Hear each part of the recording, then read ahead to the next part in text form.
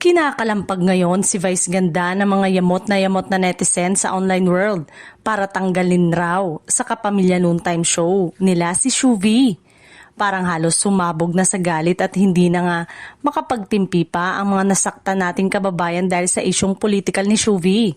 Okay na sana ang issue dahil naglabas na rin naman ang official statement si Shuvi sa kanyang ex nitong Martes, kung saan nagsorry pa siya sa mga nasaktan sa sinapubliko niyang opinyon tungkol sa politics ilang buwan nang nakakalipas.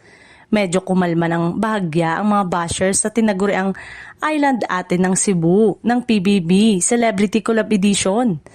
Pero imbis na dumami at tumaas ang bilang ng mga taong nakikisimpatya sa PBB ex-housemate, ay parang mas lalo pa itong napahamak dahil lang sa kuda ng isang taong malapit sa kanya sa Instagram ilang oras matapos niyang mag-tweet.